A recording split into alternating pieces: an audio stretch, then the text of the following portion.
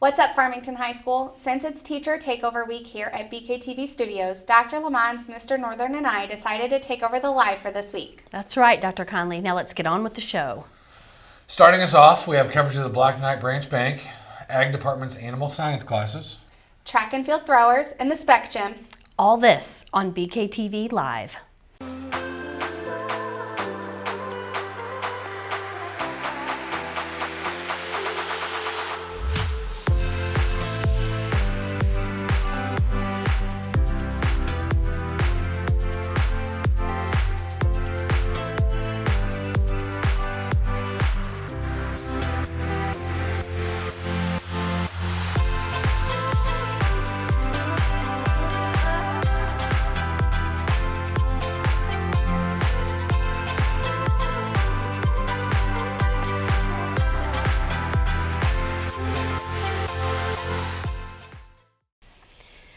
This week is Teacher Appreciation Week around the country.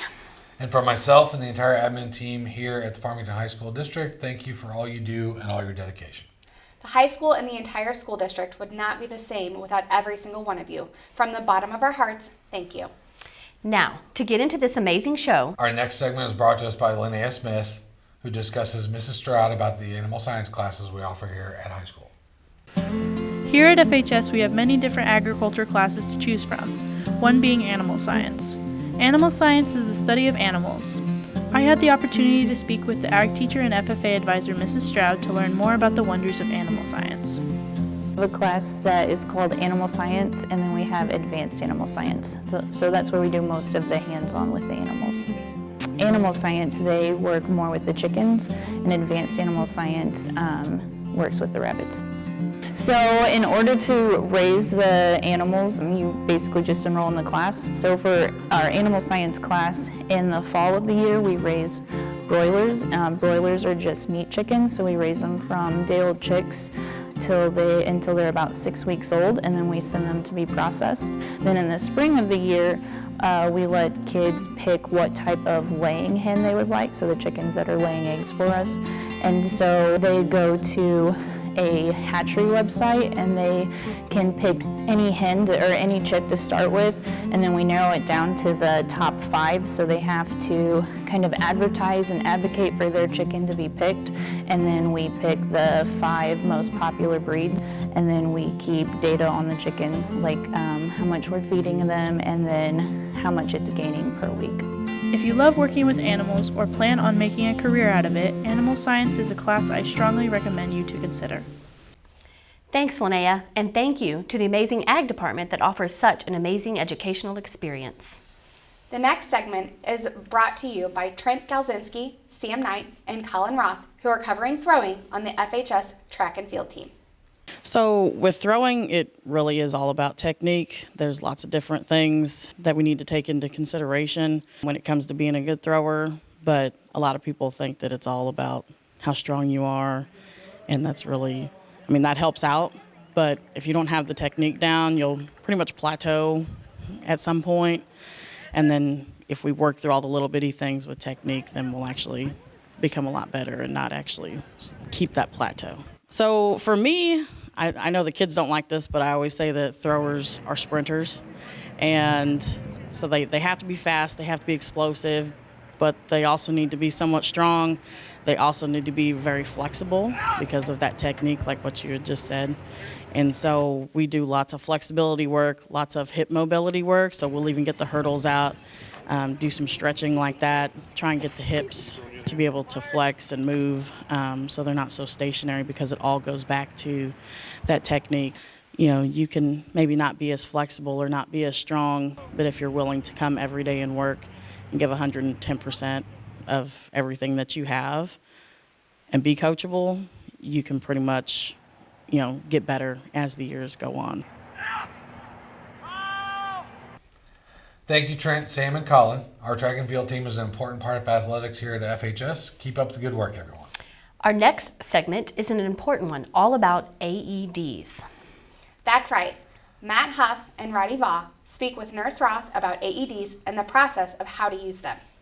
We've all seen medical shows like Grey's Anatomy, dramatized emergency scenes with lines such as, "Give me the defibrillator," Give me 60 cc's of power. But did you know that Farmington School District has them in every school? Do they actually work like they do in the shows? We met with the Farmington nurses to get answers to these questions.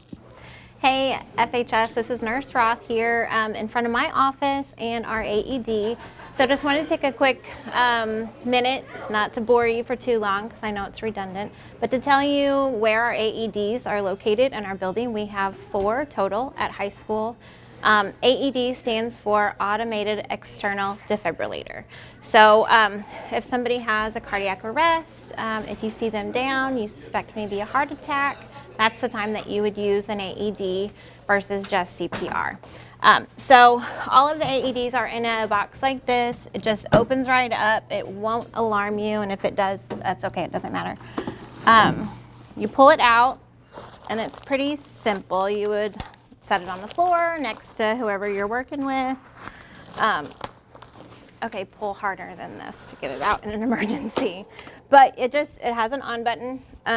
You open the top. It'll take you through all the prompts, so just follow that. That's how you know what to do. You're not expected to be a master at this. These are your electrode pads that go on. Again, it tells you how to do it, okay? So like I said, we have 4 here on campus. We have this one by me. We have one in the field house by the elevator. We have a 3rd one in the weight room.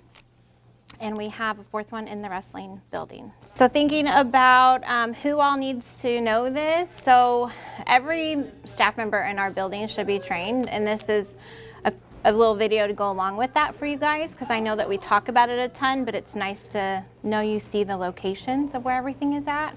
Administrators definitely need to know about this. They're our leaders, so it's good that they're trained as well.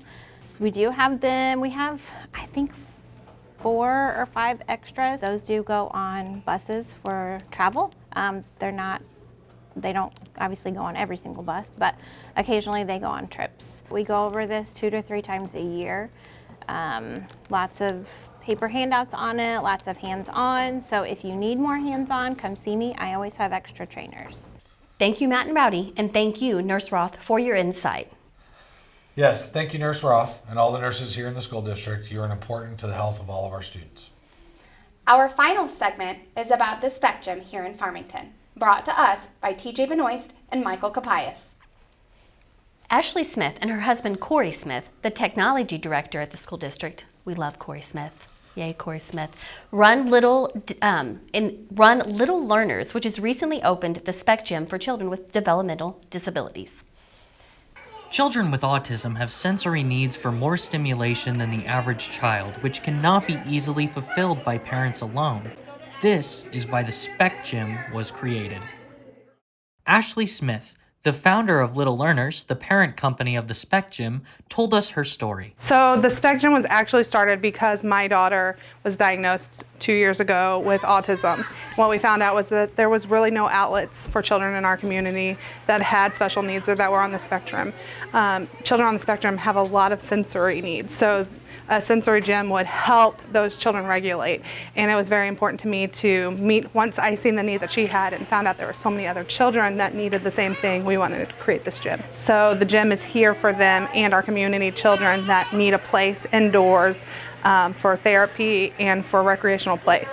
Next, they explain how the gym operates and how it's helping our school district. The SpecGym operates by itself, actually. So whenever families come in or our students, our teachers bring our students over, but families can come in by themselves to the gym and they can do whatever they want. We do have Carly here who stands at the front desk that does run the memberships, the paperwork, things like that. But other than that, the gym is completely self-operational. We have partnered with Farmington School District and we've given them a free membership so they can bring their special ed students over and experience the gym for themselves. Hopefully soon other schools will hear about us and maybe we can partner with them as well. They then explain the most special parts of running the SpecGym. It's important to me because I love watching all these kids play. And I think it's important to them because really they don't have a place in our area that offers this.